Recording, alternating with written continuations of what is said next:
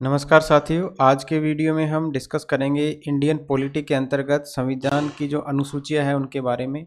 पहली अनुसूची के अंदर राज्य और संघ शासित प्रदेशों के नाम और सीमाएं दी हुई है। दूसरी अनुसूची के अंदर वेतन दिया हुआ है जो कि संचित निधि पर भारित होता है। इसके अंदर केंद्र और राज्य दोनों का वेतन दिया हुआ है जो संचित निधि पर भारित होता है। राष्ट्रपति और राज्यपाल दोनों का वेतन संचित निधि पर भारित होता है। राज्यसभा के सभापति और उपसभापति का होता है। इसी प्रकार से लोकसभा के अध्यक्ष और उपाध्यक्ष का भी रहता है संचित निधि पर भारित। और राज्यों की बात करें तो राज्यों में विधान परिषद के सभापति और उपसभापति का तथा विधानसभा के अध्यक्ष और उपाध्यक्ष का वेतन जो है संचित निधि पर भारित होता है।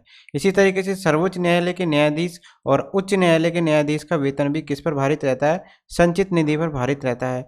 परंतु पेंशन जो है उच्च न्यायालय के न्यायाधीश की पेंशन वो राज्यों की जो है संचित निधि पर भारित नहीं रहती है, केंद्र की संचित निधि पर भारित होती है, ध्यान रखिए। ठीक है, संचित निधि पर भारित रहती है ये। और भारत के सीएजी जो होते हैं इनका वेतन भी संचित निधि पर भारित रहता है, तो ये याद रखिए। राष्ट्रपति, राज्यपाल, इसके बाद में राज्यसभा, विधान परिषद, लोकसभा, विधानसभा, सर्वोच्च न्यायालय के न्यायाधीश, उच्च न्यायालय के न्यायाधीश, भारत के सीएजी। ठीक है। तीसरी अनुसूची की बात करें तो अब ये जो वेतन है इनके बारे में एक इम्पोर्टेंट बात है कि आपातकाल के अंदर इनको कम भी किया जा सकता है। ठीक है, तो ये जो वेतन है संचित निधि पर भारित वेतन, इनको आपातकाल की स्थिति में कम किया जा सकता है। तीसरी अनुसूची की बात करें तो तीसरी अनुसूची के अंदर दिया हुआ है शपथ का प्रारूप। और इसके अंदर केंद्र के जो है संसद का जो उम्मीदवार है, सांसद का जो उम्मीदवार है जो चुनाव लड़ता है उसकी शपथ का प्रारूप दिया हुआ है। इसी के बाद जो चुनाव लड़ने के बाद सांसद बन जाता है उसकी शपथ का प्रारूप दिया हुआ है। मिनिस्टर बन जाता है, मंत्री बन जाता है, उसकी शपथ का प्रारूप दिया हुआ है तीसरी अनुसूची के अंदर। सर्वोच्च न्यायालय के न्यायाधीश की शपथ का प्रारूप दिया हुआ है। सीएजी की शपथ का प्रारूप दिया हुआ है। इसी तरीके से राज्य की बात करें तो राज्य के अंदर एमएलए और एमएलसी का जो चुनाव लड़ेगा, उम्मीदवार रहेगा, उसका भी शपथ का प्रारूप दिया हुआ है। चुनाव लड़ने के बाद बन जाएगा एमएलए एमएलसी, उसकी शपथ का प्रारूप दिया हुआ है। मंत्री का दिया हुआ है, उच्च न्यायालय के न्यायाधीश का दिया हुआ है। तो ये सेम है सेंटर में और स्टेट के अंदर, दोनों में सेम है। इधर सांसद है, इधर एमएलए एमएलसी है। ठीक है, इधर मंत्री है, दोनों तरफ मंत्री है, कैबिनेट मिनिस्टर है इधर, और इधर राज्यों के कैबिनेट मिनिस्टर है। सर्वोच्च न्यायालय के इधर न्यायाधीश है, इधर उच्च न्यायालय के न्यायाधीश है, सीएजी है। ठीक है, सीएजी इधर एक्स्ट्रा है। राष्ट्रपति की शपथ का प्रारूप की बात करें तो 60 आर्टिकल 60 के अंदर दी हुई है राष्ट्रपति की शपथ। उपराष्ट्रपति की शपथ दी हुई है 69 आर्टिकल के अंदर, और राज्यपाल की शपथ दी गई है 159 आर्टिकल के अंदर। तो तीनों याद रखिए, आर्टिकल 60 के अंदर राष्ट्रपति की शपथ है, 69 मतलब 9 ज़्यादा उपराष्ट्रपति की है, और इसके बाद में 60 में राष्ट्रपति की शपथ है और राज्यपाल की शपथ है। 60 में आप जोड़ दो 99। ठीक है, 60 में 99 जोड़ देंगे तो कितने हो जाएंगे? 159। ठीक है, तो ये इसमें राज्यपाल की शपथ दी हुई है। नेक्स्ट है चौथी अनुसूची। इसके अंदर राज्य और केंद्र शासित प्रदेशों के लिए राज्यसभा के अंदर सीटों का आवंटन, ठीक है, ये दिया हुआ है। राज्य और केंद्र शासित प्रदेशों के लिए जो राज्यसभा के अंदर सीटें हैं कितनी आवंटित है वो आवंटन दिया हुआ है चौथी अनुसूची के अंदर।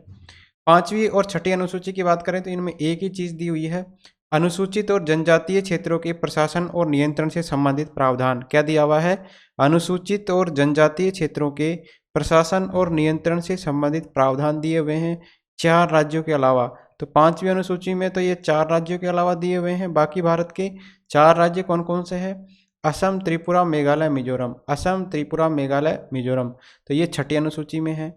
तो छठी अनुसूची में क्या हो जाएगा? अनुसूचित और जनजातीय क्षेत्रों के प्रशासन और नियंत्रण से संबंधित प्रावधान किस कहाँ पर? असम, त्रिपुरा, मेघालय और मिजोरम में। नेक्स्ट बात करें 7वीं अनुसूची के अंदर क्या दिया हुआ है? विषय दिए हुए हैं।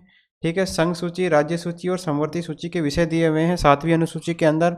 संघ सूची की बात करें तो आरंभ के अंदर 97 विषय थे, वर्तमान की बात करें तो 98 विषय है, ध्यान रखिए। राज्य सूची के अंदर शुरुआत की बात करें तो 66 थे, वर्तमान में 59 है, घट गए हैं। समवर्ती सूची के अंदर 47 थे, अब बढ़ गए हैं, 52 हो गए हैं। ठीक है, तो दोनों में बढ़े हैं, संघ सूची और समवर्ती सूची में। राज्य सूची में घटे हैं।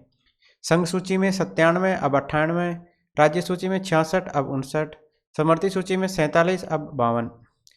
8वीं अनुसूची की बात करें तो मूलभूत भाषाएं दी हुई है, ठीक है। तो मूलभूत भाषाएं हैं 14। उस टाइम पे जब संविधान बना था तो मूलभूत भाषाएं अनुसूची के अंदर 14 दी हुई थी। कौन कौन सी भाषा थी ये? असमिया, बांग्ला, गुजराती, हिंदी, कन्नड़, कश्मीरी, मलयालम, मराठी, उड़िया, पंजाबी, संस्कृत, तमिल, तेलुगु और उर्दू। तो ये आपको याद रखना है कि शुरुआत में कौन कौन सी भाषाएं थी। 14 भाषाएं थी मूलभूत भाषाएं 8वीं अनुसूची के अंदर। असमिया, बंगला, गुजराती, हिंदी, कन्नड़, कश्मीरी, मलयालम, मराठी, उड़िया, पंजाबी, संस्कृत, तमिल, तेलुगु और उर्दू, ठीक है। इसके बाद में बात करें 15वीं भाषा जोड़ी गई 21वें संविधान संशोधन 1967 के द्वारा सिंधी। तो 14 थी, ठीक है। उर्दू के बाद में कौन सी भाषा जोड़ी गई? सिंधी। इसके बाद में 3 भाषाएं एक साथ जोड़ी गई है 16, 17 और 18, कोंकणी, मणिपुरी और नेपाली। कौन कौन सी है? कोंकणी, मणिपुरी, नेपाली।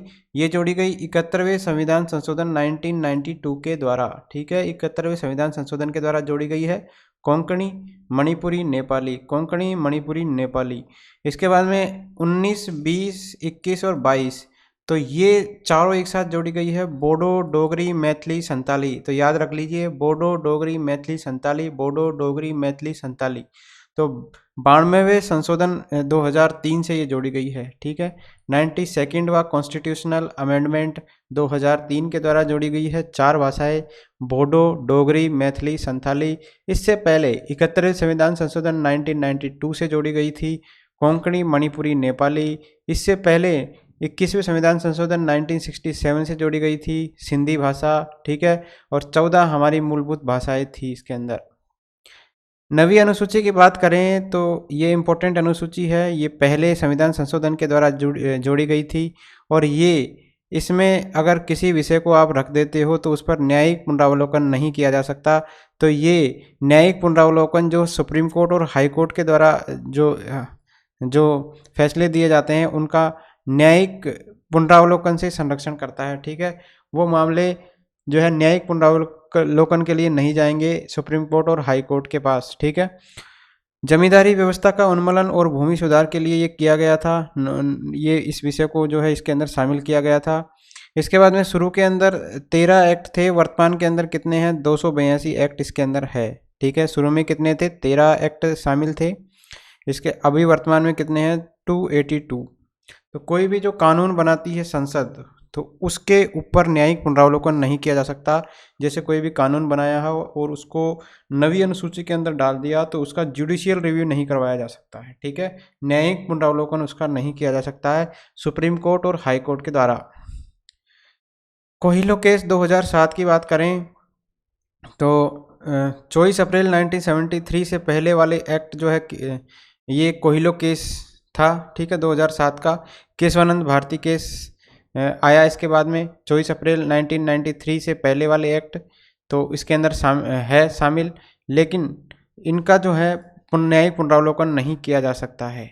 ध्यान रखिए केशवानंद भारती विवाद जो हुआ था, केस हुआ था, उससे पहले के एक्ट तो शामिल हो गए लेकिन उनका तो अपन न्यायिक पुनरावलोकन नहीं कर सकते, लेकिन इसके बाद के एक्ट में किया जा सकता है, ठीक है। नेक्स्ट है 10वीं अनुसूची। 10वीं अनुसूची की बात करें तो 10वीं अनुसूची में 52वां संशोधन 1985 के द्वारा ये जोड़ी गई और इसके अंदर बात करें 91वें संशोधन के अंदर बदलाव किया गया। दल बदल विरोधी कानून है इसके अंदर, ठीक है। MP, MLA और MLC के लिए सदस्य या व्यक्ति दल बदलता है तो सदस्यता उसकी समाप्त कर दी जाती है। 2/3 सदस्य दल बदल सकते हैं। निर्दलीय किसी भी दल में शामिल नहीं हो सकता है। मनोनीत 6 माह के अंदर जो है किसी दल के अंदर शामिल हो सकता है। व्हिप का अगर उल्लंघन करता है तो 15 दिन के भीतर दल उसे क्षमा नहीं करता है तो दल बदल का विरोधी या दोषी माना जाता है और अंतिम निर्णय सभा के सभापति के द्वारा किया जाता है। तो ये क्या था? 52वां संशोधन है 1985 के द्वारा इसको जोड़ा गया था और 91वां संशोधन किया गया था और 2002 के अंदर इसमें बदलाव किए गए। इसके अंदर क्या है? दल बदल 10वीं से याद रख लीजिए, दल बदल विरोधी प्रावधान है इसके अंदर MP, MLA और MLC के लिए। तो ये जो प्रावधान है ये दिए हुए हैं 91वां संशोधन है, इसके द्वारा ये फैक्ट याद रख लीजिए। सदन जो है या व्यक्ति अगर दल बदलता है तो उसकी सदस्यता क्या कर दी जाएगी, समाप्त की जाएगी। जैसे बीजेपी का कांग्रेस में जाता है या कांग्रेस का बीजेपी में जाता है तो उसकी सदस्यता क्या कर दी जाती है, समाप्त कर दी जाती है। 2/3 सदस्य जो है एक दल से दूसरे दल में जा सकते हैं, दल को बदल सकते हैं। निर्दलीय किसी भी दल के अंदर शामिल नहीं होगा, ठीक है, नहीं हो सकता है निर्दलीय प्रत्याशी, जो भी होगा जीत कर आएगा। मनोनीत जो है 6 माह के अंदर किसी भी दल में शामिल होना पड़ेगा उसको, ठीक है, किसी भी दल में शामिल हो सकता है मनोनीत। इसके बाद में व्हिप का उल्लंघन अगर 15 दिन के भीतर करता है तो दल उसे क्षमा नहीं करता है तो दल बदल का विरोधी माना जाता है। व्हिप का उल्लंघन कर दिया किसी ने और 15 दिन के भीतर अगर उसको क्षमा नहीं किया तो दल बदल का विरोधी उसको माना जाएगा। अंतिम निर्णय किसका होता है, सभा के सभापति के द्वारा किया जाता है। तो 10वीं अनुसूची के अंदर क्या है, दल बदल विरोधी प्रावधान है।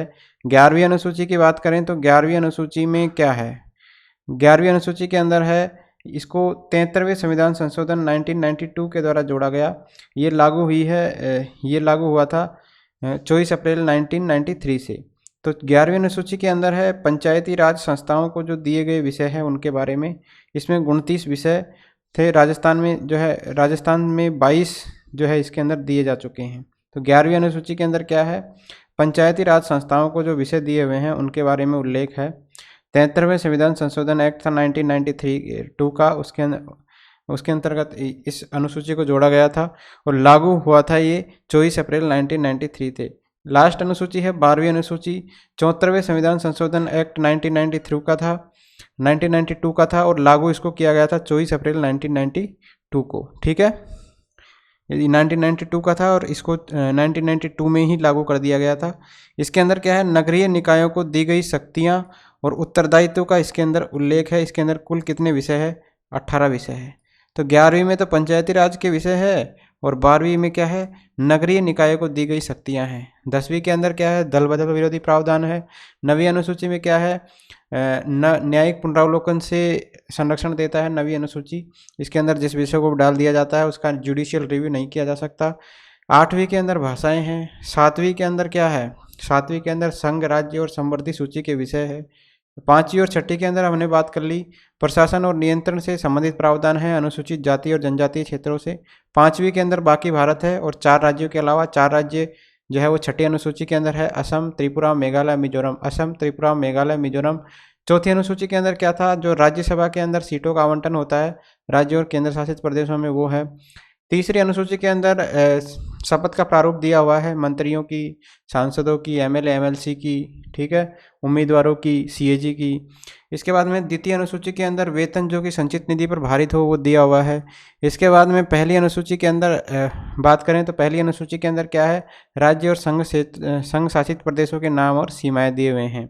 Thank you friends.